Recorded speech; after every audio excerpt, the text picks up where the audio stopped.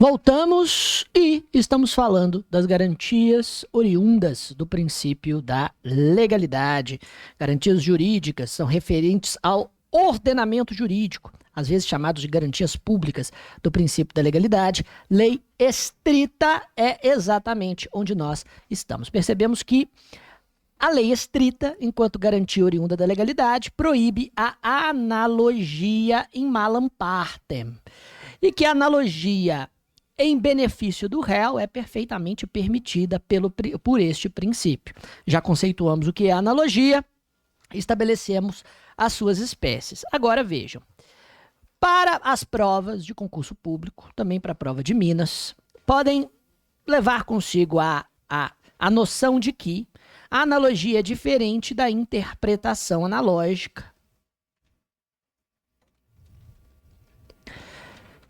Já que a interpretação analógica é aquela desempenhada por instrução do próprio texto legal. Esta é a primeira distinção. E enquanto que a analogia se dá a partir da ausência da lei, e, portanto, a analogia é uma forma de autointegração da norma para preenchimento de lacunas, de omissões legislativas, a interpretação analógica se dá por instrução legal. Se dá pela própria lei. A partir da interpretação analógica, o texto legal traz uma fórmula casuística, ou seja, uma fórmula específica, que é seguido de uma fórmula genérica.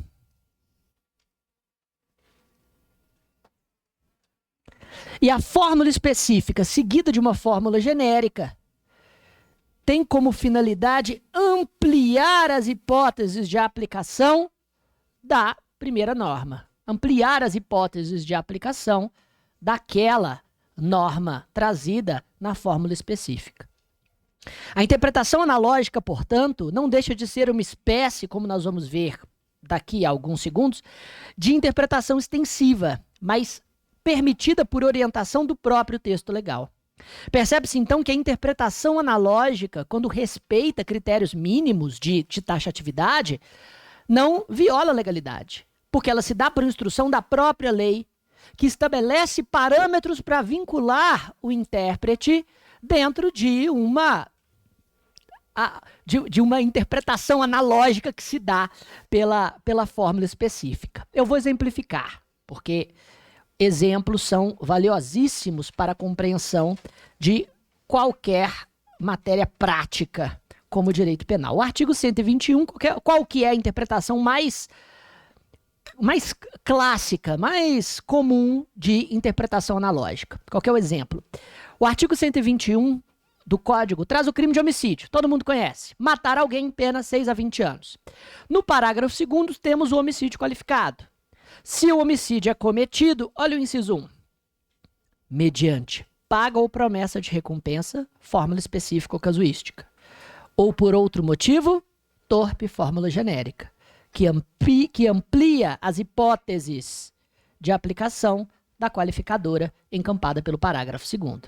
Então vejam, quando o Código estabeleceu a paga ou promessa de recompensa como qualificadora do homicídio, o legislador está dizendo que o homicídio mercenário merece uma maior reprovação pelo seu caráter vil, mesquinho, egoístico, abjeto, reprovável, torpe. Quando a gente captura essa torpeza enquanto ideia fundante da qualificadora, é possível traduzir essa torpeza em uma fórmula genérica, ou por qualquer outro motivo que seja tão torpe, abjeto ou vil quanto o homicídio mercenário.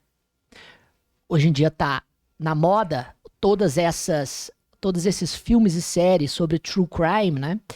E a gente teve, há pouco tempo atrás, o filme da Susanne von Richthofen. Aliás, 2 filmes, né? A Menina que Matou os Pais e O Menino que Matou Meus Pais, no Netflix. Eu não entendo por quê. Aí fazem também o filme do Guilherme de Pádua.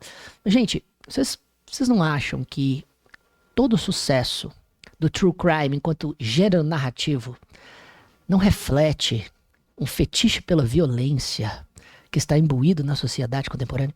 Mas esse é outra reflexão. Pois bem, na Suzanne von Richthofen,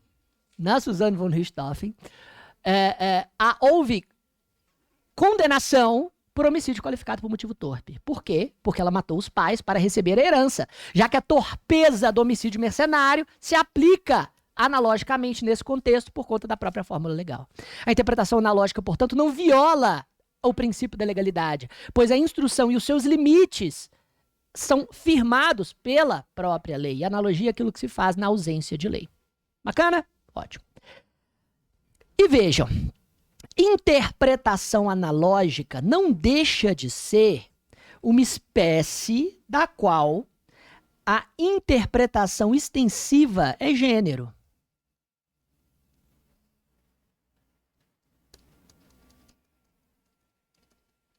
E a interpretação extensiva, na verdade, de certa maneira,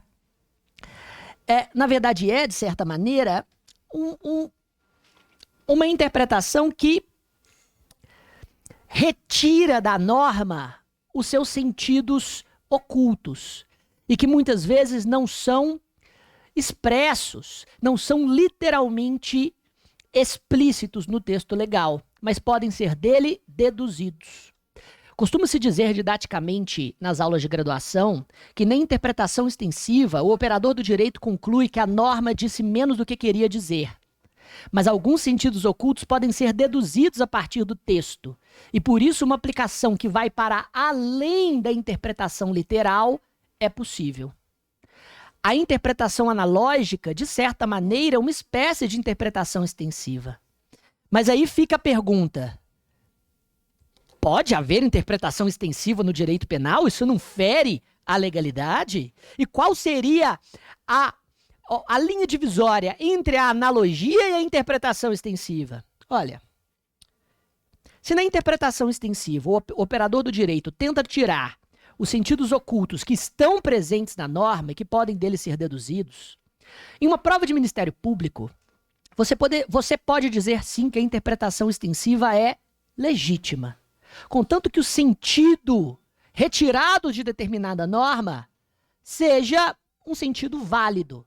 Válido em comparação à sua constitucionalidade e válido com relação às possíveis interpretações que se retiram logicamente do texto. Professor, mas me dá um exemplo aí para isso ficar mais concreto. Claro.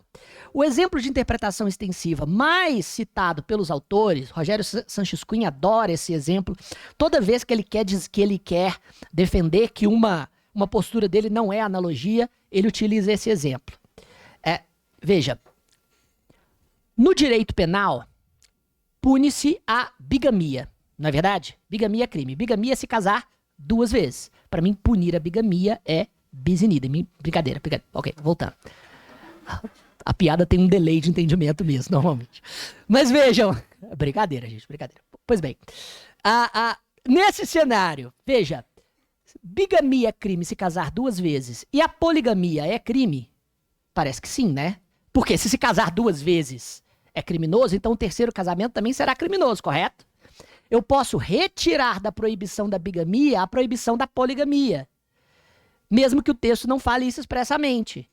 Há aqui uma interpretação extensiva e que é razoavelmente pacífica. Claro, se casar 2 vezes é crime, o terceiro casamento também será criminoso, e o 4º casamento também, e o 5º também. E para mim é impossível aplicar pena em uma pessoa dessa, porque ele é claramente inimputável. Agora, o artigo 159 do Código Penal traz a extorsão mediante sequestro. E este é o exemplo mais comum de interpretação extensiva. É esse que Rogério Sanches costuma utilizar. Por quê? Porque o artigo 159 diz sequestrar pessoa com o fim de obter para si ou para outro qualquer vantagem como condição ou preço do resgate. No artigo 148, temos diferença entre o sequestro e o cárcere privado. Sendo o sequestro o arrebatamento da vítima e o seu transporte, e o cárcere privado a segregação da vítima em determinado espaço em que ela esteja, impedindo sua liberdade ambulatorial. Aí vem a grande pergunta. E a extorsão mediante cárcere privado se encaixa no artigo 159? O que vai dizer a doutrina bem majoritária no Brasil? Sim. E por que sim? Porque o sequestro deságua naturalmente no cárcere privado. Se uma vítima vai ser mantida em cativeiro por tempo bastante para que terceira pessoa seja extorquida, então ela será arrebatada e levada para um local no qual será mantida por tempo bastante para extorquir esse terceiro. Razão pela qual o sequestro a conduta precípua que levará necessariamente a um cárcere privado, que pode ser deduzido a partir do verbo núcleo sequestrar. Temos aqui, portanto, uma interpretação extensiva para a maior parte da doutrina, justamente porque pode-se tirar do desdobramento lógico de um sequestro o cárcere privado como consequência necessária. Essa é a lógica mais básica de se falar em interpretação extensiva de uma norma incriminadora. É óbvio que esta interpretação extensiva não pode resultar no preenchimento de uma lacuna do legislador que não possa ser deduzida a partir da norma retirada do texto. Em outras palavras, se houver dúvida sobre a diferença entre interpretação extensiva e analogia, deve-se optar pela preservação do princípio da legalidade. E não se aplica, portanto, essa suposta interpretação extensiva à norma. Por que eu estou falando por que eu estou falando isso especificamente? Porque autores como Rogério Sanches Cunha propunham uma forçação de barra, na minha opinião, que era evidente analogia camuflada de interpretação extensiva. Isso porque, antes do pacote anticrime, a lei dos crimes hediondos afirmava que a extorsão qualificada pela morte, e aí a lei dos crimes hediondos deixava isso expresso. Artigo 158, parágrafo 2º, era crime hediondo. Extorsão qualificada pela morte. Beleza. Só que, no ano de 2009, o chamado sequestro relâmpago foi colocado no Código Penal. E o sequestro relâmpago colocado no Código Penal possui modalidades qualificadas pela lesão grave ou morte. E a lei dos crimes hediondos não foi modificada. Por que não? Porque o legislador comeu mosca. Simples. Positivou o sequestro relâmpago, porque o Datena dizia que tinha que positivar, e daí a lei dos crimes hediondos não foi modificada, porque o legislador não conhece sistematicamente o nosso sistema jurídico penal positivo, quiçá a dogmática jurídico penal. Aí, nos contemplamos com uma realidade, no mínimo, surreal. O artigo 158, parágrafo 2º, era hediondo. E o artigo 158, parágrafo 3º, qualificado pela morte, não era, sendo que a pena deste último é maior. A extorsão qualificada pela morte era crime hediondo. O sequestro relâmpago qualificado pela morte, que tinha uma pena maior, não possuía hediondez. Aí vinham alguns autores e diziam, olha, precisamos aqui fazer uma interpretação extensiva. Desculpa, não precisamos. E não precisamos porque não podemos, porque isso é analogia em Malam Partem. Dizia a doutrina em sua esmagadora posição. E por quê? Porque a lei dos crimes hediondos era explícita ao tratar a extorsão qualificada pela morte do parágrafo 2º. Percebem, então, que os limites entre interpretação extensiva e analogia, às vezes, são tênues. Mas, justamente por serem tênues esses limites, quando se percebe que, muito provavelmente, uma omissão legislativa está sendo preenchida com norma que serve para situação semelhante, devemos optar pela preservação do princípio da legalidade e pela não aplicação em analogia de uma norma incriminadora. Bacana? Fácil, tanto é que o que fez esta posição, com todo respeito ao autor, tá? Eu acho que Rogério Sanches ele é um autor importante hoje, né, na operacionalidade do direito penal. E não se propõe a ser profundo, porque ele se propõe a preparar para concurso. Isso é completamente legítimo. Mas a prova de que o posicionamento dele não estava correto é que o pacote anticrime fez o quê? Modificou a lei dos crimes hediondos para fazer constar o sequestro relâmpago como crime hediondo. E fez o quê? O pacote anticrime retirou a hediondez da extorsão qualificada pela morte. Por quê? Porque o legislador comeu mosca de novo. Que a gente tem isso o tempo inteiro no direito penal. É sério. Assim, daria um livro trapalhadas do pacote anticrime. Modificações involuntárias por erro de redação e por desconhecimento jurídico. Sério, dá-lhe um livro de 200 páginas tranquilamente. Só com erros do pacote anticrime, erros involuntários. O legislador não queria fazer isso, mas fez. Retirou hediondez de uma pá de crime, trouxe norma que não tem aplicabilidade jurídica, trouxe exemplificação de instituto quando queria trazer extensão, né? Queria se estender a legítima defesa, trouxe apenas uma hipótese de legítima defesa. Nossa, assim, é triste, gente, triste.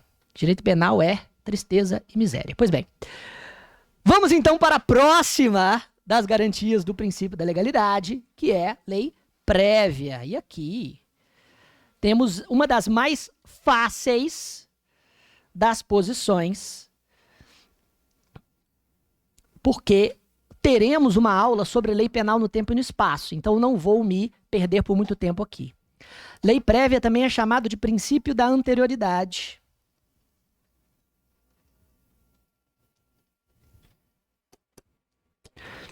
E seu entendimento, sua dicção é o mais fácil possível. A lei penal não pode retroagir em prejuízo do acusado. Simples. A lei penal não pode retroagir em prejuízo do acusado. Em prejuízo do acusado. Então vejam, nós não podemos ter aplicação de uma lei penal retroativamente em prejuízo do réu. A lei penal que piora a situação do acusado só vale para os crimes praticados depois da sua vigência.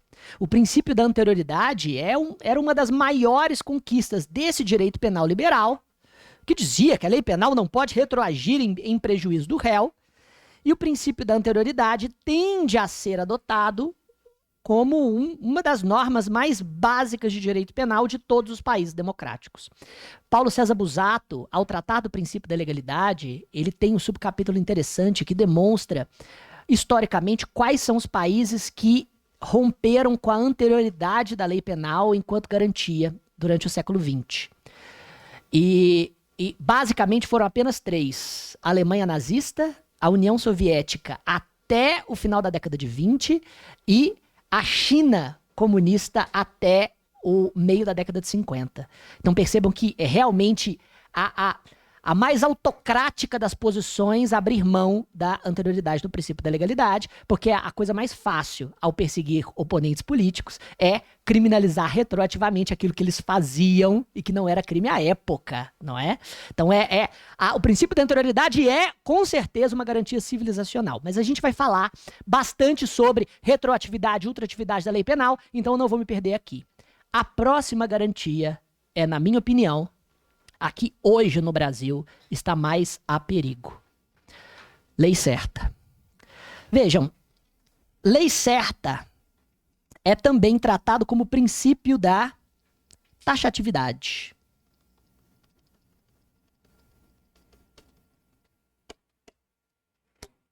E seu conteúdo também é simples. A norma incriminadora deve definir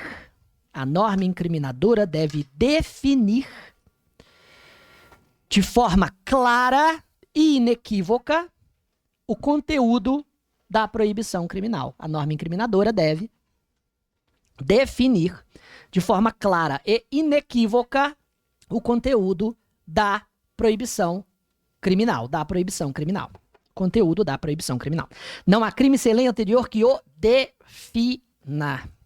Pois bem, quando falamos isso, da lei certa, do princípio da taxatividade, nós nos reconectamos com o nascimento do princípio da legalidade a partir da pena desse autor, Feuerbach. Por que Feuerbach dizia que a taxatividade, enquanto garantia oriunda da legalidade, na opinião dele, era a mais essencial de todas as garantias? Porque Feuerbach defendia, isso nós vamos ver lá na teoria da pena, a teoria da prevenção geral negativa. Uma das maiores teorizações da prevenção geral negativa, enquanto fundamento da pena, advém de Feuerbach. E o que diz a teoria da prevenção geral negativa? Que a pena visa obter a coação ou coerção psicológica de futuros criminosos. Em outras palavras, a pena visa intimidar futuros criminosos, demonstrando, portanto, a certeza da punição e fazendo com que o crime tenha o seu custo-benefício reduzido. Então, veja, para Feuerbach, a pena não precisava ser pesada, ela precisava ser infalível, o mais infalível possível. Por quê? Porque ela deveria se prestar à prevenção geral negativa, que é a coação psicológica, a coerção, a intimidação psicológica dos futuros criminosos. Em outras palavras, se os criminosos futuros soubessem que a pena fosse provável e intimidados, eles pensariam 2 vezes em delinquir. E essa noção se contrapunha bastante à noção vigente no século XVIII, ou anteriormente ao século XVIII. Porque, gente, por muito tempo, até o Iluminismo, o direito penal era um exercício de autoridade do soberano. Não era um instituto de preservação de direitos. Punia-se alguém que violava a lei do rei, porque a autoridade do rei deveria se fazer presente através dos suplícios.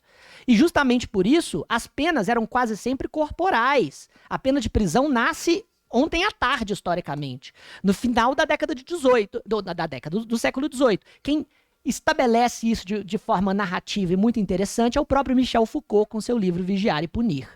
É claro que podemos tecer várias críticas a Foucault e a sua filosofia, mas os fatos históricos que ele elenca são inegáveis. A pena de prisão nasce há muito, muito pouco tempo e esta filosofia da prisão enquanto prevenção de crimes também é recente, porque a aplicação de pena era um exercício de autoridade. Enquanto exercício de autoridade, o conteúdo do crime não precisava ser certo e taxativo. O conteúdo do crime poderia ser interpretado e criado e deduzido pelo próprio julgador, que era longa-manos do rei. Agora, se o iluminismo enaltece a razão como fonte do conhecimento e combate a religião institucionalizada, a autoridade do soberano não pode ser pressuposta. Ela tem que ser estabelecida a partir de um contrato social.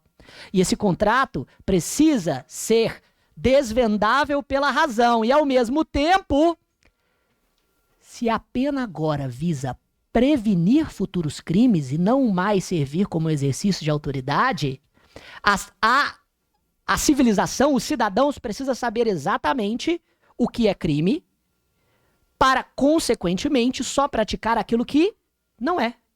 Se eu não sei o que é crime, se o juiz pode deduzir na hora se a minha conduta é criminosa ou não, eu não posso me antecipar à lei para sempre andar dentro dos seus limites.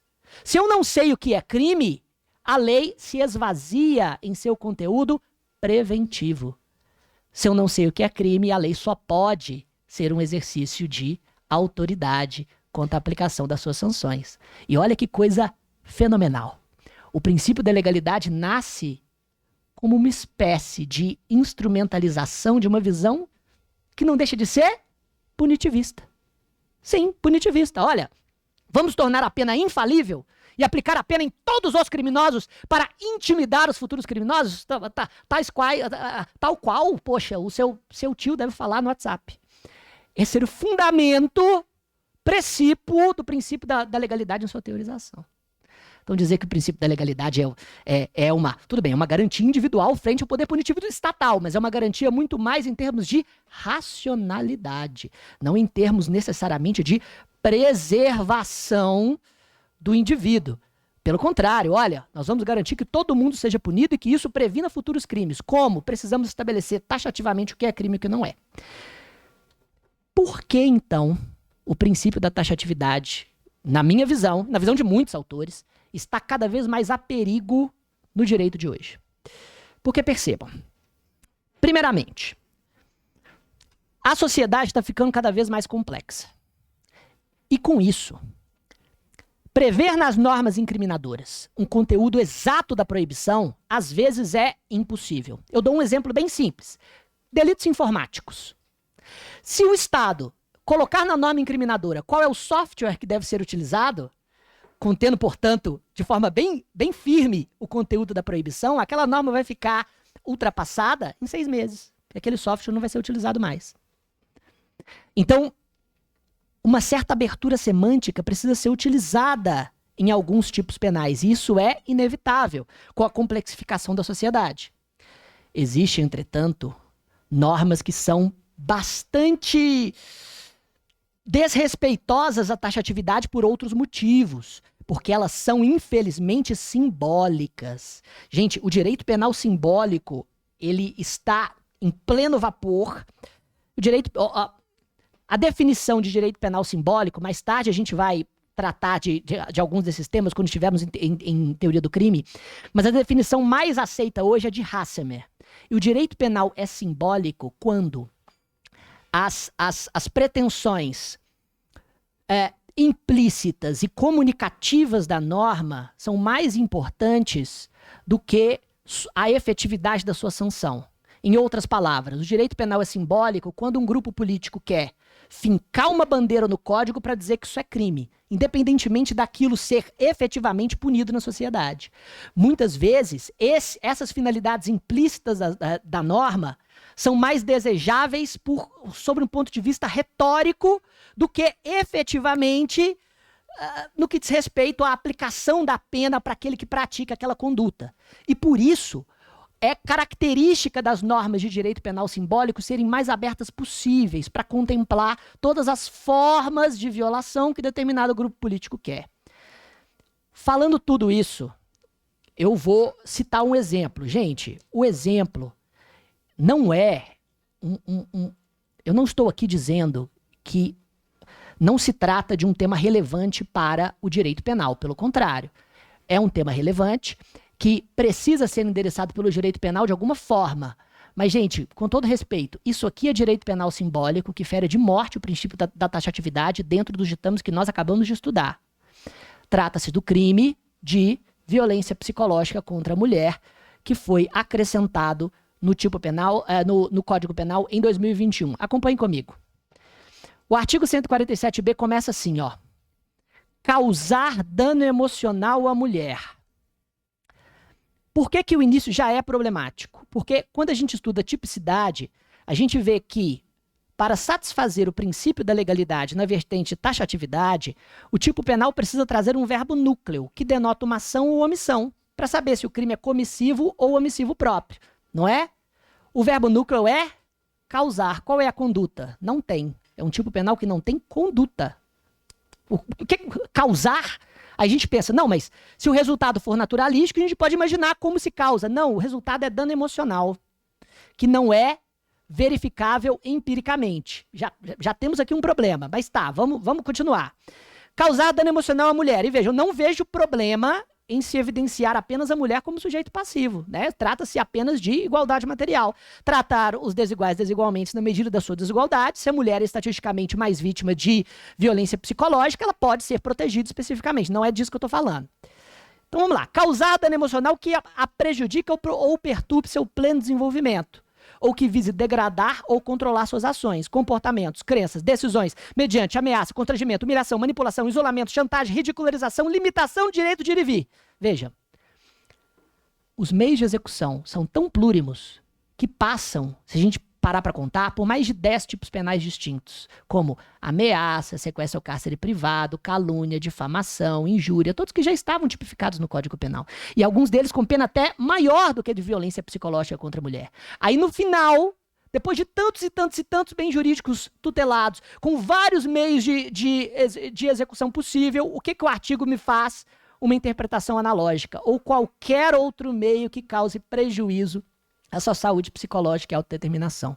Nós vimos que na interpretação analógica, a fórmula genérica precisa estar atrelada a uma fórmula casuística para diminuir suas hipóteses de aplicação e condicionar o intérprete. São tantas as fórmulas casuísticas que a interpretação analógica abre para literalmente qualquer tipo de conduta. No fundo, Violência psicológica contra a mulher é causar dano emocional à mulher por qualquer meio. Desculpe, isso não é um tipo penal, nem pode ser. Isso é uma violação flagrante à taxatividade. Não sou só eu que estou dizendo. Autores bastante gabaritados na parte especial, como, por exemplo, o meu autor favorito em parte especial é Bruno Gilabert, que escreve livros voltados para os títulos do Código Penal. E ele tem um capítulo bastante erudito em que fala sobre o princípio da legalidade aplicado ao artigo 147b, reconhece a boa vontade do tipo penal, mas diz, olha, trata-se de norma inaplicável, porque, número 1, é incompreensível, não dá para saber o conteúdo da proibição. O que é violência psicológica contra a mulher? Pode ser tudo ou nada ao mesmo tempo. E viola o princípio da legalidade na vertente taxatividade, o que nos leva a duas situações indesejáveis. Ou todas as condutas criminosas envolvendo mulher vai tipificar também violência psicológica, ou o tipo penal vai ficar simplesmente sem aplicação prática. E é esta segunda realidade que a gente está percebendo desde que a norma foi prevista. E eu diria, eu não acho que tem uma imensa boa vontade os autores desse tipo de norma incriminadora, não. Acho que, pelo contrário, a finalidade é retórica e simbólica mesmo. Não se espera que a violência psicológica contra a mulher comece a ser processada e punida. A intenção é fincar essa bandeira no código e dizer agora é crime, e isso faz parte desse jogo político retórico que é contraproducente para os fins do próprio direito penal. Tudo bem? Ok? E isso aqui é só um exemplo, tá? Tem muito. Nossa, o crime de bullying, meu Deus! Só porque é legal, vai. Só pra gente rir um pouquinho, eu prometo. Olha o artigo 146A. Nossa, ó, ele começa bem. Intimidar sistematicamente. Por que eu acho que começa bem? Porque a gente consegue compreender o que é intimidar. E sistematicamente denota que o delito é habitual e não instantâneo. Ótimo, perfeito. Aí continua. Individualmente ou em grupo. Gente, qual é o pressuposto básico aqui da criação de tipos penais? Você só especifica o sujeito ativo quando você vai limitar o possível âmbito de sujeitos ativos. Ou seja, se o crime é próprio, você precisa delimitar quem pode praticá-lo. Se o crime é comum, qualquer pessoa pode praticar de forma individual ou em grupo, você não precisa colocar no tipo penal. Então, individualmente ou em grupo é desnecessário. Mas tá, vamos dar boa vontade para o tipo penal. Mediante violência física ou psicológica. Violência física a gente entende. Psicológica é definida como? A gente vai emprestar o conceito do artigo 147b? Nossa, problemático. Tá. Quem se intimida uma ou mais pessoas, de novo, se você pode intimidar uma pessoa ou várias pessoas, você não precisa delimitar no tipo penal. Metade das palavras são inúteis. De modo intencional e repetitivo. É óbvio que é de modo intencional, todo crime é doloso, a não ser que traga modalidade culposa. E repetitivo, você já falou que é sistematicamente. Não precisa repetir. A paciência já está se esgotando. Sem motivação evidente. De novo, ou existe uma motivação específica, ou você não precisa constar. Quem que escreveu isso? Por meios de atos de intimidação. O verbo núcleo é intimidar. Intimidar por meios de ato de intimidação. É a mesma coisa de dizer que homicídio é matar por meios letais. Pelo amor de Deus, que é isso? Isso passa numa comissão de redação. E passa pela Câmara dos Deputados, depois pelo Senado, é sancionado pelo presidente. O que é isso? É inacreditável. Imagina se o homicídio fosse tipificado assim, ó. Matar por meios letais, individualmente ou em grupo, pessoa individual ou várias. Não, gente, é matar alguém. Acabou. E você quer ver como que o tipo penal é? Não, nossa, fico puta cara. Você quer ver como o tipo penal é meramente simbólico? Olha a pena. Multa, se a conduta não constitui crime mais grave. Desde o Código Civil de 1916, antes do Código atual, já era possível se pedir indenização por danos morais em caso de intimidação sistemática, não é? Claro, vocês sabem muito mais direito civil do que eu. Pois bem. Quando uma indenização por dano moral é dada, quem recebe a indenização? É a vítima lesada. Não é? Não é? Para onde vai a multa? Para o Fundo Penitenciário Nacional. O que é melhor? Que o Ministério Público inicie um processo penal no Juizado Especial Criminal para se ter o oferecimento de uma transação penal ou, no final, ou na última hipótese, a aplicação de uma multa que vai ser recolhida para o Fundo Penitenciário Nacional? Ou é melhor a vítima simplesmente processar o autor por dano moral e receber ela própria a indenização que ela pode fazer desde 1916? Lixo. É isso que esse tipo penal é. Lixo normativo. Serve pra quê? Pra nada. Pra se fincar agora uma bandeira no código. Nossa, agora bullying é crime no Brasil. Avanço civilizatório, se faz festa. Tá, olha só. Vamos falar então de dogmática jurídica correta sobre o princípio da legalidade. Vejam, autores extremamente avançados hoje já estudam a relativização do princípio da taxatividade. Um dos maiores é um autor queridinho da banca de Minas Gerais, inclusive autor cobrado nas duas questões discursivas do último concurso, né? Quais foram as duas questões discursivas do último concurso? Eu citei aqui, você precisava, de Minas, falar sobre os aparatos organizados de poder dentro da teoria do domínio do fato, o que foi criado por Klaus Roxin, e você tem que falar como Klaus Roxin, ele estava nominalmente citado na questão, reaproximava política criminal de dogmática jurídico-penal no campo da culpabilidade. Maravilhoso. O Ministério Público de Minas é sensacional. Pois bem, Klaus Roxin é um dos autores que afirmam, olha, essa diluição da taxatividade é inevitável e por isso a dogmática precisa criar critérios de legitimidade para a abertura relativa de alguns tipos penais. Então vejam, olha só. Primeira coisa, se a prova discursiva diz, discursiva não, perdão, objetiva, múltipla escolha, diz: tipos penais abertos são inconstitucionais, a tendência é que o gabarito dê essa assertiva como verdadeiro. Por quê? Princípio da taxatividade. Os tipos penais não podem ser abertos. Eles devem definir de forma clara a conduta que está criminalizada. Só que autores contemporâneos afirmam que determinada abertura, a abertura semântica, valorativa, é inevitável no direito penal contemporâneo perante a complexidade da sociedade. Klaus Roxin, portanto, cita, na visão dele, 3 critérios que devemos seguir para julgar se um tipo penal aberto é ou não constitucional. Ele vai dizer o seguinte, ó: o primeiro critério para indeterminação de normas incriminadoras é, segundo Klaus Roxin, que a determinação deve ser proporcional à pena cominada. Ou seja, quanto maior a pena, maior deve ser a taxatividade do tipo penal. Até que chega-se ao ponto das maiores penas do ordenamento devem ser cominadas apenas para aqueles tipos penais absolutamente taxativos e determinados. O campo de valoração, de indeterminação, de abertura de sentido precisa ser menor quanto maior é a pena. Isso faz todo sentido, né? Considerar, por exemplo, que um delito informático deve ser aberto, de forma a contemplar todas as maneiras de se praticar um cybercrime, é válido. Agora, a pena não pode ser tão alta quanto seria um crime contra a pessoa, que é facilmente verificável empiricamente, como uma lesão corporal grave ou um homicídio. Beleza.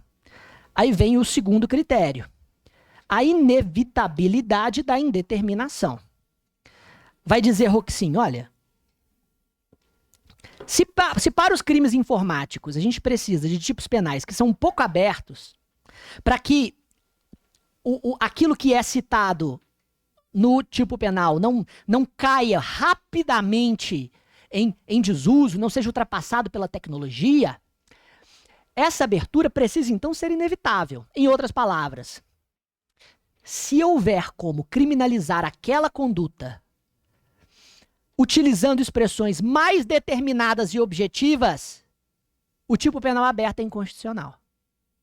A fórmula aberta precisa ser imprescindível para se criminalizar determinada conduta. Se for possível deduzir aquela conduta a partir de prescrições legais que são mais determinadas e objetivas, então a fórmula aberta é inválida por violação ao princípio da legalidade. Aqui, Roxin admite que, olha, a gente vai ter abertura semântica em alguns tipos, mas essas aberturas precisam ser absolutamente necessárias pela natureza daquilo que é criminalizado.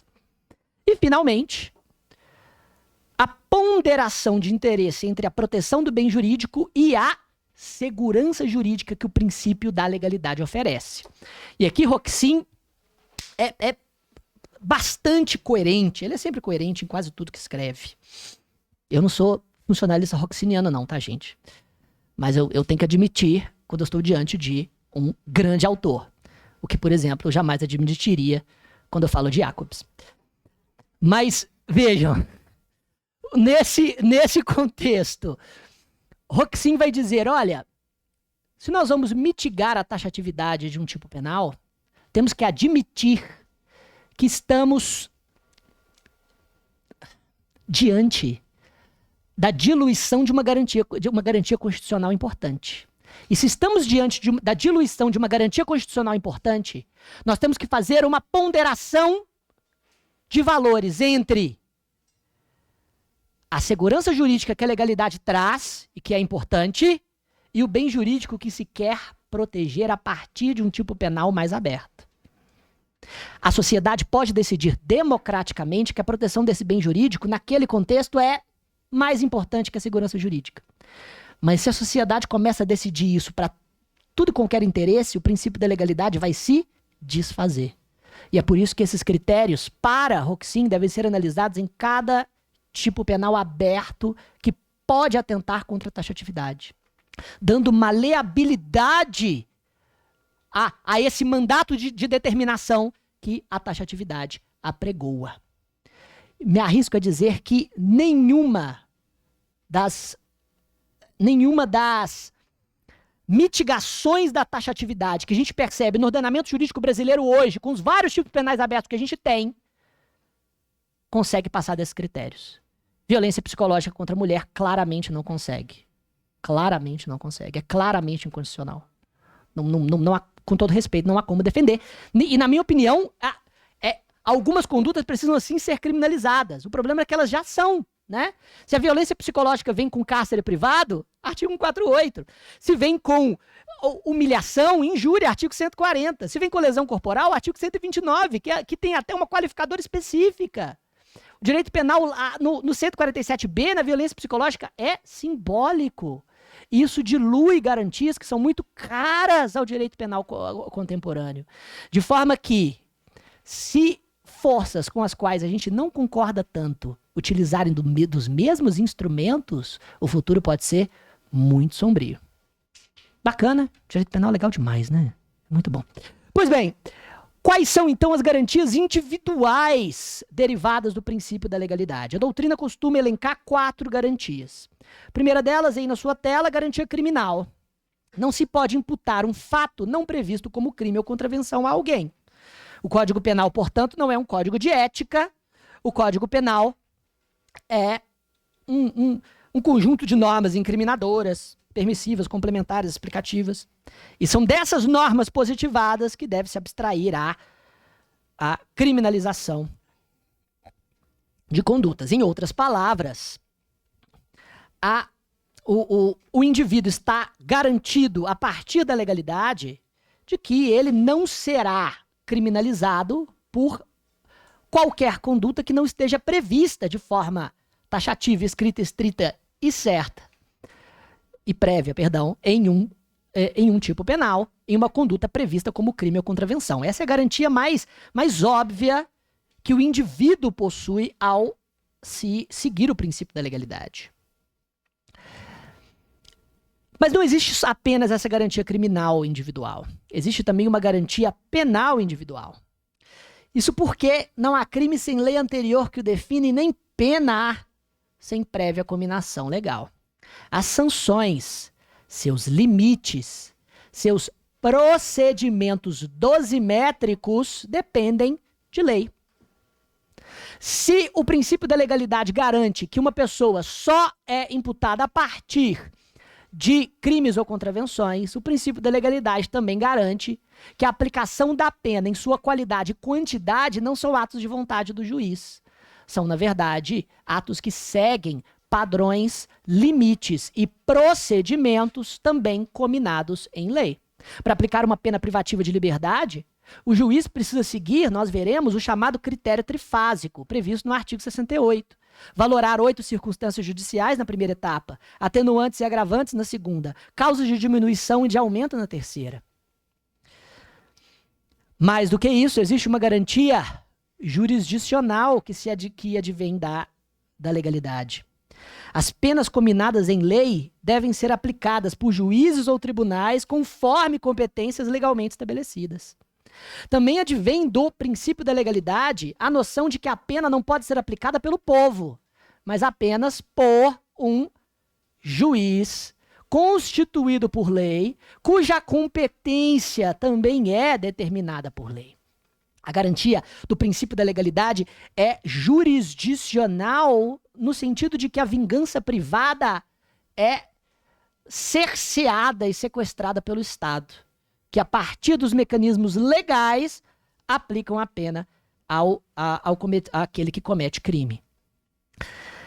E aqui nós temos o princípio da legalidade como pressuposto da criação de toda dogmática jurídico-penal justamente por conta da institucionalização da punição que a legalidade possibilita. E, finalmente, temos as garantias ligadas à execução. Porque a pena deve executar-se na forma legalmente estabelecida. A lei penal, sim, porque a lei de execução penal tem um conteúdo material penal inegável. A lei penal estabelece como deve ser cumprida a pena em regime fechado, como deve ser cumprida a pena em regime semiaberto, como deve ser cumprida a pena em regime aberto, quais são os critérios objetivos e subjetivos para a progressão de regime, para a saída temporária, para trabalho interno e externo do preso, e tudo isso advém também da legalidade. Está afastado do campo da legitimidade legal as punições que ultrapassam a intensidade e a violação de direitos que está prevista e possibilitada por lei. Posso, de novo, fazer só uma provocaçãozinha? Só uma provocaçãozinha. Vocês gostam, né, das reflexões, das provocações. É legal para temperar a aula. A aula fica com gostinho, às vezes amargo, às vezes agridoce, às vezes apimentado, mas é isso que as pessoas gostam, né? O tempero da vida é a polêmica. Pois bem, o que diz o artigo 88? Princípio da legalidade, garantia de execução, garantia jurisdicional. Nossa, o indivíduo realmente está garantido pelo princípio da legalidade. O que diz o artigo 88 sobre como deve ser cumprido o regime fechado no Brasil? O condenado será alojado em cela individual. Já pode parar por aqui. Eu vou ler de novo, são só 2 palavras. Cela individual. 3 vezes para dar sorte. Cela individual. Isso é a determinação do que é a penitenciária e de quais são as condições legais mínimas para o cumprimento de pena em regime fechado. Professor, pode parar. A Constituição Federal também diz que o salário mínimo tem que dar para o lazer, para a educação, para papapá. Não confunda normas constitucionais programáticas que se orientam pela reserva do possível com normas penais materiais que se organizam pelo princípio da legalidade. Princípio este que tem como desdobramento a reserva legal, a taxatividade e a anterioridade. Não está técnica e politicamente errado afirmar que toda pena em regime fechado, cumprida no Brasil, fora de celas individuais, é objetivamente ilegal. Mas é só um raciocínio. Pois bem, vamos lá. Vamos para... E aqui eu não tô fazendo propaganda abolicionista não, tá, gente? Sou qualquer coisa menos abolicionista. Mas a gente precisa estudar o direito penal pelo que ele é. E se vocês acham que o direito penal está, em sua prática político-beligerante contido pela legalidade, vamos sair da infância. Mas na prova está, né? Na prova, princípio da legalidade. Nossa, meu Deus, que coisa maravilhosa, que garantia sensacional. Pois bem, vamos então para algumas perguntas básicas. Número 1. O princípio da legalidade se aplica à medida de segurança? O que é medida de segurança mesmo? Oi? Pena alternativa? Mais ou menos. A expressão penas alternativas se referem... Oi? Atípica, sim. Ok, perdão, eu que tinha entendido bem. Ótimo. A medida de segurança, na verdade, é justamente uma espécie de sanção penal que não se traduz em uma pena com propósitos retributivos e preventivos, mas sim serve para tratar a periculosidade do inimputável, aplicando-se, portanto, uma internação ou um tratamento ambulatorial àquele que possui algum transtorno mental e que pratica fato típico e ilícito, mas não pratica crime, uma vez que não possui culpabilidade. A medida de segurança é definida no Código Penal a partir do artigo 96. E nós vamos estudar ainda a medida de segurança quando estivermos na teoria da pena. Está no edital, está lá no nosso plano de ensino. E a medida de segurança, vejam vocês, sofreu uma alteração muito significativa no ano passado. Por quê? Desde 2001, o Brasil tem uma lei antimanicomial. A luta antimanicomial, às vezes chamada de luta antipsiquiátrica, é aquela que quer ressignificar os transtornos e sofrimentos mentais e propor a desinstitucionalização das pessoas que normalmente são reputadas como loucas ou como pessoas que devem ser cerceadas da sociedade. A luta antimanicomial, portanto, é uma luta por integração e acessibilidade a essas pessoas e que remete ao caráter, muitas vezes, preconceituoso com que lidamos com esses indivíduos no direito penal através da medida de segurança. A lei antimanicomial do Brasil estabelece desde 2001 que haverá regulamentação para desinstitucionalizar os internados por medida de segurança. Só que o Estado nunca regulamentou essa desinstitucionalização. Até que, ano passado, o CNJ, com a resolução 487, fez o quê? O Conselho Nacional de Justiça vai regulamentar o que o Estado não está regulamentando e estabeleceu o fechamento de todos os hospitais de tratamento e custódia em 6 meses. A resolução foi em janeiro de 2023. Chegou junho de 2023, em tese, os estados, os estados da federação deveriam estabelecer uma estrutura de saúde pública que acolhesse no bojo do SUS essas pessoas para reintegrá-las à sociedade a partir dessa lógica de acolhimento, integração e acessibilidade da luta antimanicomial. É evidente que nenhum estado fez isso. E aí chegou a data e o CNJ diz, olha, tem que fechar. E, em tese, fechou. Sabe quem foi contra o fechamento? O Conselho Nacional de Medicina e praticamente todas as instituições médicas do Brasil que estabeleceram basicamente uma imensa nota de repúdio, né? Afirmando que é um absurdo completo o fechamento dos hospitais de tratamento e custódia sem a devida estrutura. O que está acontecendo na prática hoje? Hospitais de tratamento e custódia às vezes continuam não com esse nome, mas a coisa está completamente desorganizada pelos estados do Brasil. Por que eu estou falando isso tudo? Porque hoje o Código Penal diz que a internação é a medida de segurança destinada para aqueles que praticam fatos típicos punidos com reclusão e que são doentes mentais. Só que a resolução do CNJ nos faz concluir que a lei antimanicomial brasileira revogou parcialmente o Código Penal. E hoje a internação só é possível em momentos de crise e apenas durante a crise. E o tratamento ambulatorial se tornou a regra. Olha, isso está causando e vai causar muito problema na prática, na prática penal Brasil afora, viu?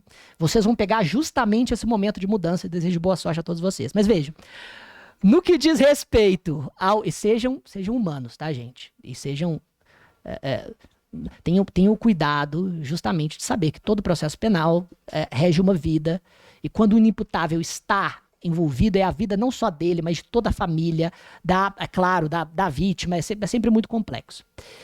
Mas vejam, o princípio da legalidade se aplica à medida de segurança? Resposta, evidente que sim. Para a doutrina majoritaríssima, o princípio da legalidade se aplica à medida de segurança. Por quê? Porque a medida de segurança também é aflitiva, também é uma medida que pode atingir a liberdade ambulatorial do agente. E por isso o princípio da legalidade deve se aplicar também à medida de segurança. A expressão penas no princípio da legalidade merece interpretação extensiva para incluir a medida de segurança. O princípio da legalidade se inclui a contravenção penal? Resposta, é claro que sim. Porque contravenção penal é nada mais do que espécie de infração penal, não é? No Brasil, nós adotamos duas espécies de infração penal. É a chamada visão dicotômica da infração penal. O crime, que é sinônimo de delito, e a contravenção. Há países que adotam três: crime, delito e contravenção, como infrações distintas. Há países que adotam uma visão unitária e crime, delito e contravenção são a mesma coisa. No Brasil nós temos dois: o crime e a contravenção penal. E qual é a diferença entre os dois? Não existe diferença em termos de elementos constitutivos, ou seja, crime é fato típico, ilícito e culpável, contravenção também. A diferença está na consequência de cada uma das infrações, ou seja, no campo dos valores, em termos de sanções. O crime é punido com reclusão ou detenção, associada ou não a uma multa, e a contravenção penal é punido com prisão simples ou multa isolada. Essa é a distinção fundamental entre crime e contravenção. Enquanto a contravenção é somente punida com prisão simples ou multa isolada, o crime é punido com reclusão ou detenção. É claro que há outras diferenças. Quando nós chegarmos na teoria do crime, a gente vai colocar aqui uma tabela com umas 13 a 15 diferenças entre crime e contravenção, com relação à extraterritorialidade, possibilidade de tentativa, dinâmica do sursi, etc. Mas como se identifica a distinção? Pela pena cominada. Ótimo.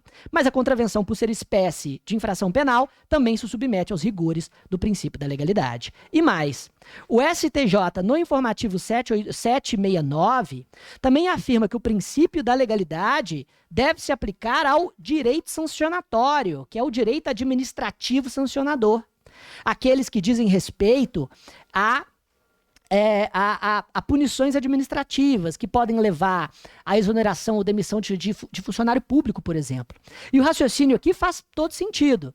Se a legalidade e os seus corolários se aplicam para as infrações mais graves, deve se aplicar também para aquelas infrações que não são tão graves assim, mas também podem demandar alguma sanção do Estado.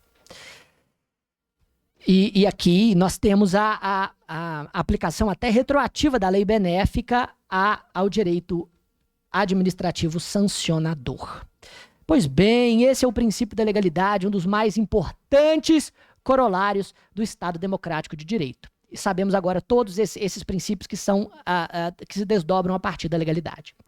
Vamos para o segundo grande princípio do direito penal, que é o princípio da intervenção mínima, do qual se desdobram diversas garantias importantíssimas para o Estado social e democrático de direito. Princípio da intervenção mínima. Também temos aqui um princípio constitucional. Este princípio tem como principal fundamento a dignidade da pessoa humana, artigo 1º, inciso 3, que é fundamento da República Federativa do Brasil. Além disso, também advém deste princípio, aliás, também é fundamento deste princípio, os próprios direitos fundamentais de primeira e de segunda geração, Só destaquei aqui o direito à vida, integridade, liberdade e isonomia, todos ali previstos no artigo, estes previstos no artigo 5º da Constituição. Paulo César Busato afirma que o princípio da intervenção mínima marca a chegada do Estado social de direito ao sistema punitivo. E eu concordo plenamente. Vamos tentar, já que sabemos o fundamento deste princípio, vamos tentar conceituá-lo. Ele é muito amplo, mas vamos tentar conceituá-lo. O princípio da intervenção mínima adota uma premissa. O direito penal é a mais gravosa resposta do Estado ao conflito social.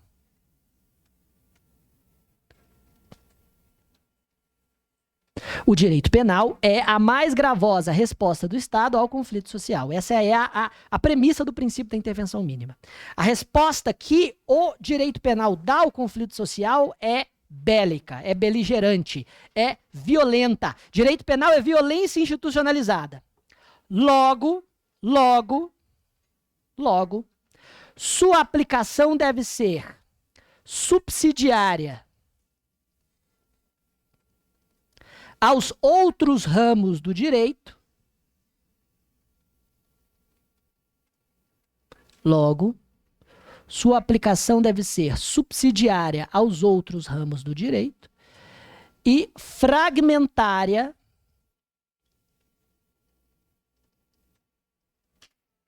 quanto ao bem jurídico tutelado. Então vejam, a frase inteira ficou assim: o direito penal é a mais gravosa das respostas do Estado ao conflito social. Logo, sua aplicação deve ser subsidiária aos outros ramos do direito e fragmentária quanto ao bem jurídico tutelado. Isso resume o princípio da intervenção mínima em seus principais corolários.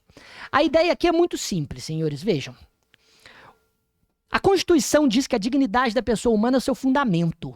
É o fundamento da República. E garante também uma série de direitos individuais e sociais. Garante o direito à vida, garante o direito à isonomia formal e material, garante o direito à integridade física e psíquica, garante o direito da liberdade ambulatorial. Vejam, se esses direitos são garantidos, como compatibilizar um ramo do direito punitivo que cuida apenas e tão somente da aplicação de violência pelo Estado, que é o direito penal? Como compatibilizar essas duas realidades? Simples. Garantindo que esse ramo do direito seja aplicado apenas no que é necessário para a proteção destes mesmos direitos e garantias que são fundamentos da própria República. Em outras palavras, o direito penal só pode ser aplicado naquilo que é estritamente necessário para a proteção dos direitos fundamentais, que são fundamento da própria Carta Constitucional. Nessa ordem de ideias, a aplicação do direito penal precisa ser subsidiária, ou seja, secundária a todos os outros ramos do direito. E fragmentária, ou seja, só deve cuidar de um pedaço, de um fragmento dos interesses ou dos valores que são protegidos pela Constituição. Esse é o básico para a compreensão do princípio da intervenção mínima. Até aqui fácil, né? Fácil. Tranquilo, né? Tranquilo? Sim? Sim? Ótimo. Então, beleza. 2 desdobramentos dão, portanto, concretude ao princípio da intervenção mínima. E são os 2 braços do princípio, que normalmente são ventilados até mesmo nos editais, quando se fala de intervenção mínima. Subsidiariedade e fragmentariedade, considerados por alguns autores como princípios autônomos do direito penal. O que diz o princípio da subsidiariedade? Bom, bem simples. O direito penal deve ser a última ratio, ou seja, o direito penal deve ser secundário. Subsidiário é aquilo que não é primário, né? Que não é principal. O subsidiário é o soldado de reserva, é aquilo que só entra quando o principal não dá conta ou não está jogando. Então, o direito penal é a última ratio, ele é subsidiário a todos os outros ramos do direito. Se o direito civil já dá conta de estabelecer sanções àqueles que violam as normas contratuais, se o direito tributário já dá conta de roubar o seu dinheiro, se o direito... Mentira, tá, gente? Imposto não é roubo. Hoje em dia isso é coisa muito séria pra se dizer na internet. Mas, nossa, o professor é anarcocapitalista. Não, pelo amor de Deus. Nós temos limites aqui da piada. Pois bem, voltando. Se o direito do trabalho, esse belo ramo aí que tá entre a sociologia e a contabilidade, né? E que eu não sei por que a gente estuda na faculdade de Direito. Tem gente até que gosta de direito do trabalho, né? A prova de que não é um ramo do direito é só você entrar numa audiência trabalhista. Eu fiz uma na minha vida e foi uma das experiências mais traumáticas e surreais de toda a minha existência.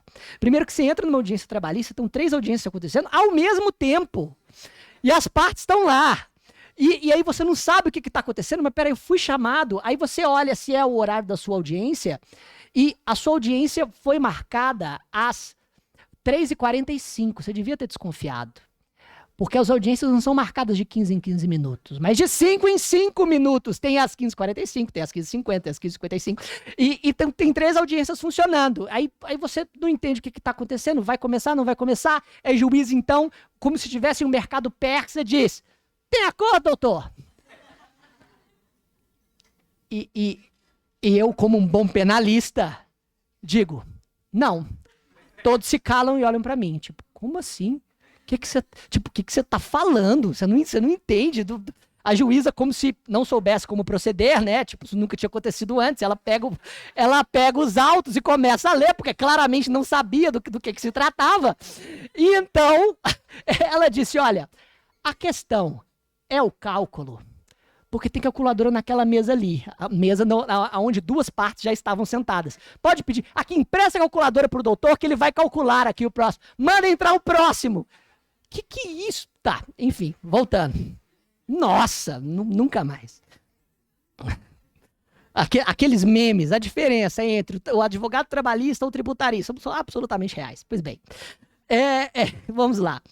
Se o direito do trabalho já dá conta de regulamentar as relações existentes entre empregado e empregador, enfim, esses ramos do direito são suficientes para aplacar o conflito social, o direito penal não deve ser chamado à atuação. Falar isso no direito penal de hoje parece um pouco sonhador, né? Para não dizer uma certa piada, ou uma regurgitação daquilo que os livros de doutrina trazem. Mas se a gente lê as leis penais que foram produzidas nos últimos 30 anos, gente, proteger o meio ambiente é muito importante. Mas a lei dos crimes ambientais tem uns tipos penais que são completamente impraticáveis, como, por exemplo, destruir culposamente plantas ornamentais. Se você levar em consideração que a grama pode ser uma planta ornamental, textualmente falando, dependendo de como ela é cuidada, existe o crime de pisar culposamente na grama. Desde 1998, no Brasil. Cadê a subsidiariedade? Uma placa, não pise na grama, já não era suficiente? Você precisa combinar uma pena e criar um tipo penal? Cadê a subsidiariedade? Cadê? Agora, vocês percebam, 1.729 tipos penais, 8 recebem uma resposta relevante dos órgãos encarregados da persecução. E aqui fica parecendo que eu estou falando que esses órgãos são preguiçosos ou elitistas. Pelo contrário, muitas vezes são muito aguerridos em realizar aquilo que eles se pretendem. Agora, em um sistema penal absolutamente inflado e nada subsidiário na prática, é impossível atuar senão seletivamente. O problema é que os filtros de seletividade do sistema penal contemporâneo são inevitavelmente elitistas. E é essa realidade que vocês precisam enfrentar. Então, nesse momento eu faço um rápido silêncio para deixar para deixar isso assentar e eu passo para o próximo tema. É bom que lava um pouco, né? Fragmentariedade. Veja, se o direito penal deve ser subsidiário, ele também deve ser fragmentário. Se o direito penal deve ser subsidiário a todos os outros ramos do direito, então ele só pode cuidar de um fragmento dos interesses constitucionais. O Bittencourt estabelece aqui, de forma bastante didática, as 3 formas de fragmentariedade na atuação do direito penal. Há autores que estabelecem um princípio autônomo para cada uma dessas 3 formas. Por isso que falar de princípios é sempre complexo. Bittencourt vai dizer: o direito penal só deve tutelar bens jurídicos constitucionais. Ou seja, o direito penal só deve tutelar bens jurídicos exclusivamente. E são bens jurídicos encampados pela Constituição.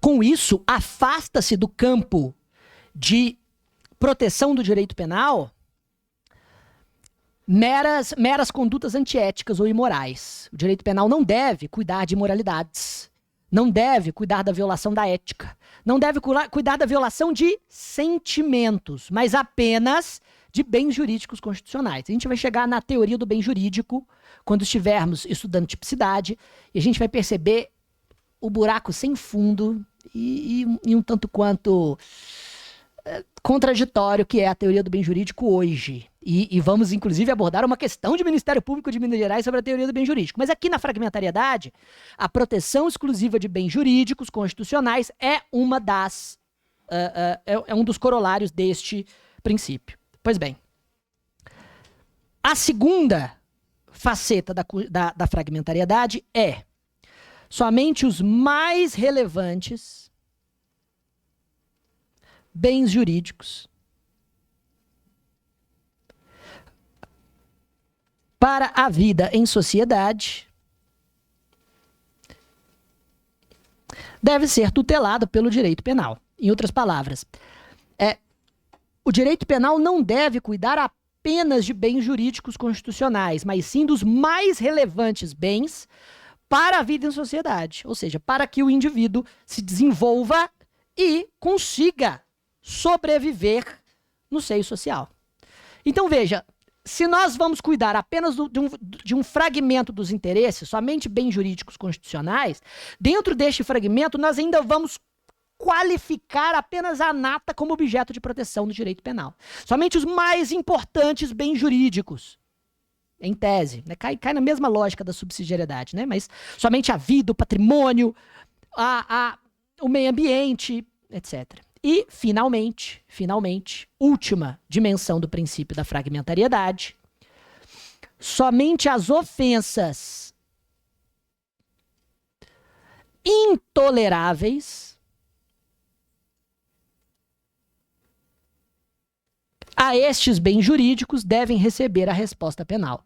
Somente as ofensas intoleráveis a estes bens jurídicos devem receber a resposta penal. Então vejam, quando falamos que a atuação do direito penal é fragmentária ou deve ser fragmentária, estamos dizendo, segundo Bittencourt, 3 coisas. Que o direito penal não cuida de ações meramente imorais ou antiéticas, mas ele só protege bens jurídicos constitucionais. E mais, somente um fragmento desses bens jurídicos é tutelado pelo direito penal. Somente os mais relevantes bens jurídicos para o desenvolvimento da vida em sociedade. E mais, o direito penal também é fragmentário quanto à ofensa a esses bens jurídicos, porque não é qualquer ataque a estes valores que deve receber a resposta jurídico-penal. Vejam, se eu subtraio este copo da fundação, estou subtraindo coisa alheia móvel para mim. Minha conduta preenche formalmente o crime de furto do artigo 155 do Código. Entretanto, este copo de vidro corresponde a uma fração tão ínfima do patrimônio da fundação que a resposta penal se torna inapropriada, desproporcional, desnecessária perante o princípio da fragmentariedade, perante a atuação fragmentária do direito penal, porque somente as ofensas intoleráveis ao patrimônio, que é um dos mais importantes bens jurídicos constitucionais, que devem receber a resposta penal do Estado. Quando eu falo isso, qual princípio vem na cabeça? Princípio da insignificância, que é um desdobramento do princípio da fragmentariedade um dos corolários do princípio da intervenção mínima. Pelo menos segundo o criador mais aceito para este princípio, que é, de novo, ele, Klaus Roxin. Princípio da insignificância. Vamos lá. Muita atenção aqui agora, porque este é o princípio mais cobrado em prova, e não só na prova de Ministério Público de Minas. É o princípio penal mais cobrado em provas de concurso público nos últimos 10 anos. Porque as discussões jurisprudenciais acerca do princípio da insignificância são muito frequentes e relevantes. A gente vai primeiro estabelecer do que estamos falando quando tratamos de princípio da insignificância. Pois, acreditem ou não, esse princípio tem muitas vertentes. Se a gente observar a história do princípio da insignificância, a gente percebe que, de certa maneira, von Liszt já falava em insignificância na proposta que ele dava à antijuridicidade material. Mais tarde, Welzel propôs algo semelhante à insignificância na teoria da adequação social. Só que, quando hoje os tribunais falam sobre insignificância, eles se referem à criação doutrinária de um autor específico, que foi o autor que popularizou este princípio no bojo do seu funcionalismo teleológico, recobrando alguns preceitos de direito romano. Eu estou falando de Klaus Roxin. Quando falamos de princípio da insignificância, as provas de concurso cobram disso o tempo inteiro, estamos falando da proposta desse autor, Klaus Roxin, que escreveu pela primeira vez sobre o princípio em 1964. O que você precisa saber sobre o princípio? De forma bem simples e objetiva. A conduta que não ofende de forma relevante. A conduta que não ofende de forma relevante o bem jurídico tutelado. A conduta que não ofende de forma relevante o bem jurídico tutelado pelo tipo penal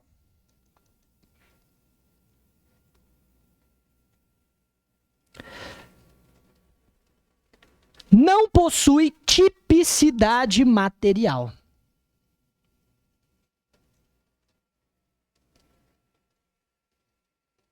Então vejam.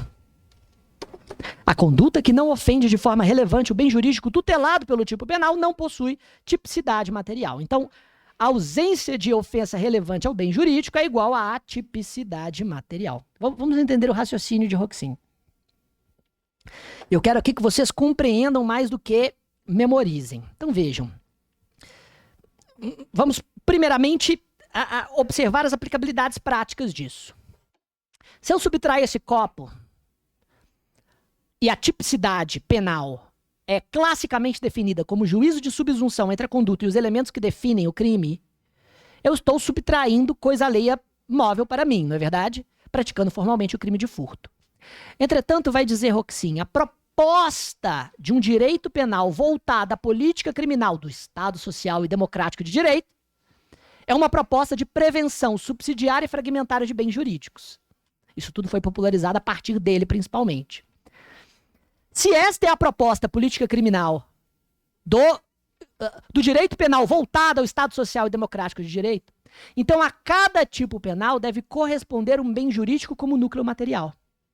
Se cada tipo penal tem um bem jurídico como núcleo material, então a tipicidade não se aperfeiçoa apenas pela forma de crime, mas também pelo conteúdo do crime.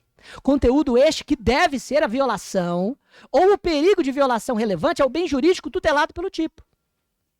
Se esta inexistir, não haverá tipicidade em sua vertente material. E a ausência de tipicidade material levará à ausência de tipicidade penal. E sem tipicidade penal não há fato típico. E sem fato típico não há crime. O que Klaus Roxin estava querendo fazer? Estava querendo não, né? O que ele conseguiu de forma não só exemplar, como de forma estruturante de praticamente toda a prática jurídico-penal de países que seguem o sistema jurídico romano-germânico. Ele queria reaproximar a dogmática jurídico-penal da política criminal. Prova discursiva de Ministério Público de Minas. Como Roxin pretendia aproximar a dogmática penal de política criminal no campo da culpabilidade. Aqui no campo do injusto penal, ou seja, do fato típico ilícito, ele o fez através da teoria da imputação objetiva e através do princípio da insignificância. Como? Afirmando, olha, precisamos reaproximar dogmática penal da política criminal, quebrar a barreira que existe entre as duas. Como que a gente faz isso? A gente deduz qual política criminal nós queremos pelos preceitos constitucionais. E, na visão dele, é a política criminal do Estado Social e Democrático de Direito. Eu concordo que a Constituição brasileira está perfeitamente compatível com essa proposta. Ótimo. Se essa é a política criminal que queremos, deduzimos a partir dela qual é a função do direito penal. E, na visão de Roxin, é a proteção subsidiária de bens jurídicos contra riscos concretos de lesão. Ótimo. Se essa é a função do direito penal, então, cada norma incriminadora deve encampar essa função. E seu núcleo material é a de proteção de um bem jurídico. A violação deste bem jurídico é condição essencial para a realização do próprio tipo. E se é condição essencial para a realização do próprio tipo, sem ofensa ao bem jurídico, não há tipicidade. Não em sua vertente formal, mas sim material. E sem tipicidade material, não há fato típico. E, portanto, não há crime. Olha que genial.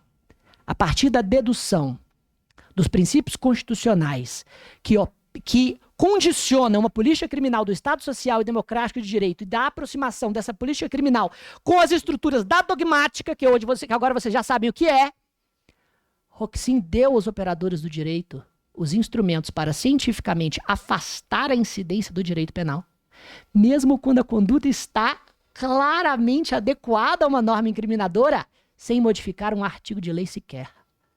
Onde é que está o princípio da insignificância? Lugar nenhum. Ele não está previsto em lei. Precisa? É claro que não. Isso é dogmática jurídica. Isso é ciência do direito. É fantástico, né? Como é que o professor de processo civil consegue cativar os alunos? Não consegue. Hoje nós vamos estudar a exceção de pré-executividade. Ok, voltando. Vejam, Roxin, então, a partir dessa proposta, atrela o princípio da insignificância ao conteúdo material do tipo penal e dá para a insignificância, para este princípio, para a verificação prática deste princípio, a consequência da ausência do próprio crime. Não há crime quando se aplica o princípio da insignificância, pois o bem jurídico deve ser ofendido de maneira relevante. E ele atrela todo esse raciocínio funcionalista, já que isso é funcionalismo puro, né? As categorias do direito penal estão sendo funcionalizadas, estão sendo interpretadas em seu sentido com base na função do direito penal. Nesse contexto, todo esse cenário funcionalista é atrelado à história do direito penal pelo Roxin, afirmando, olha, a lógica pela qual o pretor não deve cuidar de bagatelas é uma máxima do próprio direito romano.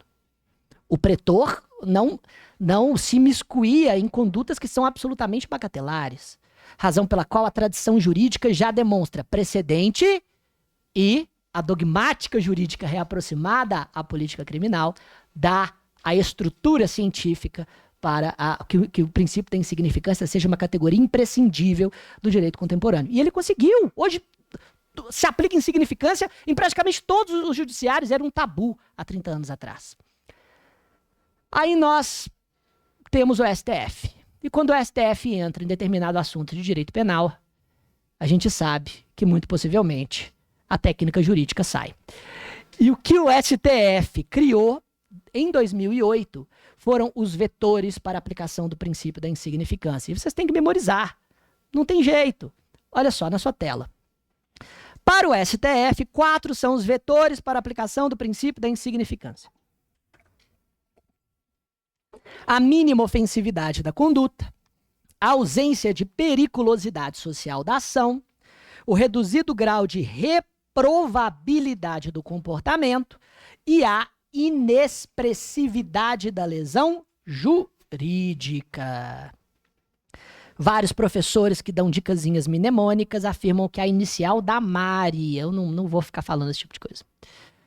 Eu me recuso a utilizar dicas mnemônicas em uma turma de Ministério Público. Pois bem. Professor, você vai então falar sobre esses vetores, pelo menos diferenciar cada um deles para que eu possa memorizar mais facilmente, né? Se você conseguir fazer isso, você me ensina. Porque não tem como.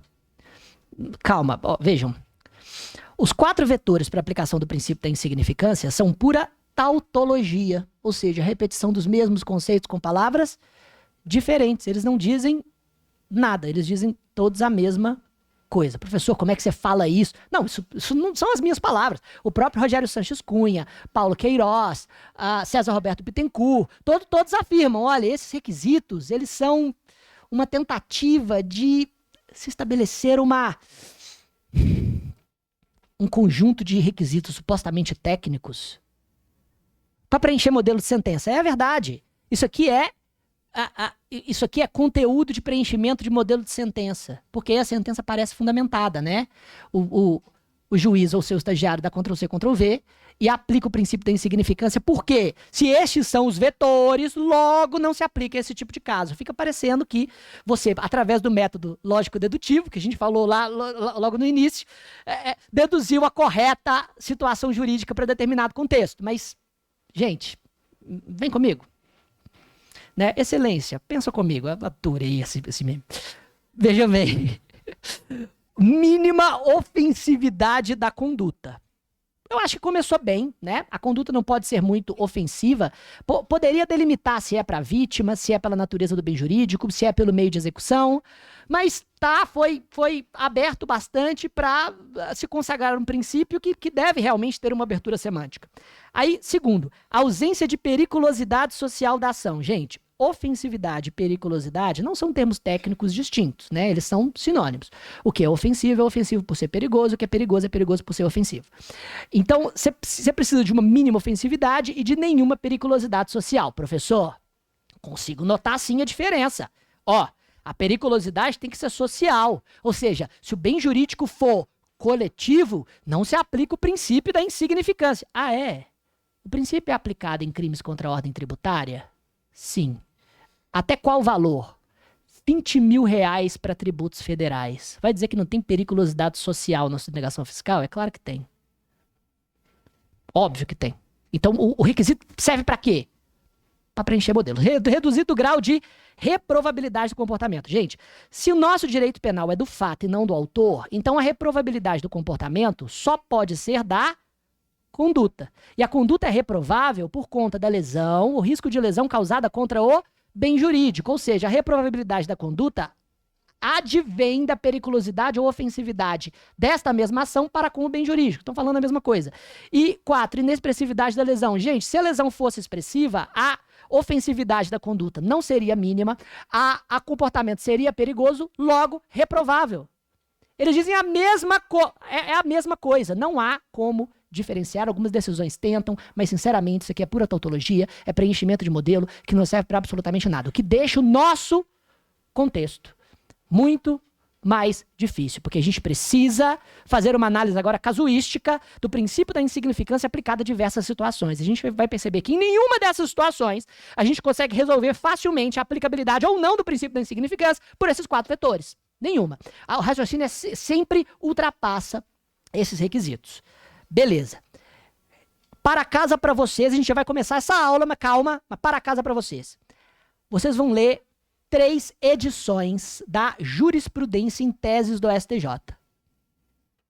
O que é isso, professor? Olha, no site do Superior Tribunal de Justiça, desde 2015, acredito, o STJ lança edições de teses de jurisprudência. Ou seja, edições de entendimentos que ainda não foram consubstanciados em súmulas, mas que são seguidos pelas duas turmas, pelas turmas do tribunal, normalmente pelo plenário. Cada edição tem um tema diferente. Muitas questões de concurso estão saindo agora das teses de jurisprudência do STJ. Na segunda metade do ano de 2023, ou seja, recentíssimo, o STJ lançou três edições de tese de jurisprudência, com, acredito, 10 teses cada edição, só sobre o princípio da insignificância. São as edições 219, 220 e 221. Leiam todas elas, porque todas ainda estão atuais segundo a jurisprudência do STJ. Nós vamos, a partir da próxima aula, porque essa já está se esgotando o tempo, tratar das mais importantes, dos highlights sobre a jurisprudência em teses do STJ. E vamos comparar com a jurisprudência do STF, que não necessariamente coincide em alguns temas. Por exemplo, aplica-se o princípio da insignificância em atos infracionais, em crimes contra a administração pública, em crimes contra o meio ambiente, em crimes ou contravenções que envolvem violência doméstica contra a mulher, praticados por reincidentes ou portadores de maus antecedentes, crimes do Estatuto do Desarmamento, delitos da lei de drogas, delitos relativos aos crimes de perigo abstrato. Tudo isso nós vamos ver na primeira parte da próxima aula. E vamos tratar de outros princípios penais. Quando acabarmos os princípios, nós vamos para a teoria da norma, no qual veremos lei penal no tempo, lei penal no espaço e teoria geral da norma, com conflito aparente de normas e interpretação da norma penal. Bem-vindos ao curso de Direito Penal da Fundação. Até a próxima.